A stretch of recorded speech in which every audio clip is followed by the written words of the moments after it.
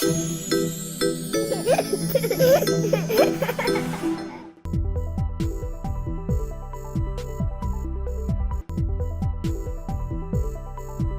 అండి, నా పేరు డాక్టర్ జగన్మోహన్ వరకల. నేను నవజాత శిశు నిపుణులు at Paramitha women and children's hospitals, Hyderabad. చాలా వరకు బేబీ పుట్టగానే బేబీ మీద కాన్సన్ట్రేట్ చేస్తుంటారు. కానీ as a neonatologist, as a పుట్టిన పిల్లల స్పెషలిస్ట్ లాగా తల్లి గురించి చాలా మందికి చాలా అపోహలు ఉంటాయి. అవి నేను గమనిస్తూ ఉంటాను. ముఖ్యంగా తల్లి పుట్టగానే అత్త కానీ అలా అమ్మ కానీ ఫస్ట్ మొదటి 24 గంటలు పాలు రావండి, మీరు డబ్బా పాలు ఇవ్వండి అని అడుగుతూ ఉంటారు. కానీ పాలు రాకపోవడం అనేది ఉండదండి. ఫస్ట్ 24 అవర్స్ కూడా పాలు వస్తాయి, కానీ తక్కువ మోతాదులో వస్తాయి. కొలెస్ట్రాల్ ముర్రుపాలు అంటారు. ఆ ముర్రుపాలలో ఎనర్జీ కాన్సన్ట్రేషన్ ఎక్కువగా ఉంటుంది.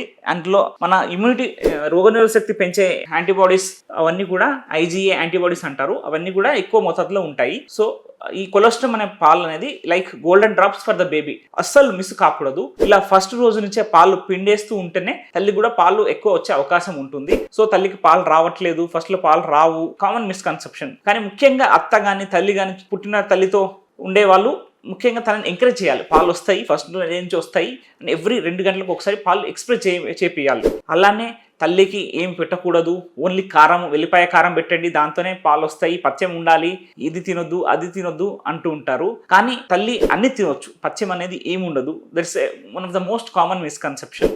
వెల్లిపాయ కారం తింటే ఇట్స్ గ్యాలక్టోజ్. సో మన అల్లం వెల్లి కారం ఉంటుంది కదా, దాంతో ఇట్స్ గ్యాలక్టోజ్.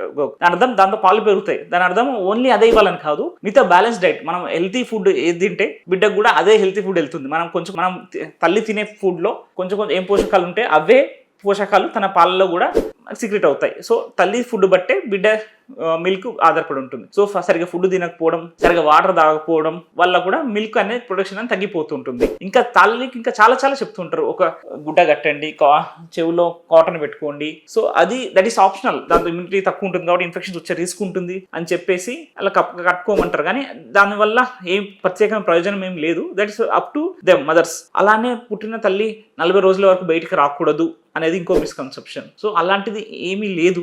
సో కాకపోతే ఫస్ట్ 40 డేస్లో infection risk, post partum sepsis అంటే పురుటిలో వచ్చే ఇన్ఫెక్షన్ లాంటివి రిస్క్ ఎక్కువ ఉంటుంది కాబట్టి బయటకు పోకపోవడమే ఉత్తమం. ఫస్ట్ 10 రోజులు 15 రోజుల వరకు స్నానం చేయొద్దు అని ఇంకొక మిస్కన్సెప్షన్. అలాంటివి కూడా ఏముండవు. తల్లి హైజీన్ ఉంటేనే బిడ్డకు కూడా ఇన్ఫెక్షన్ రాకుండా ఉంటుంటుంది.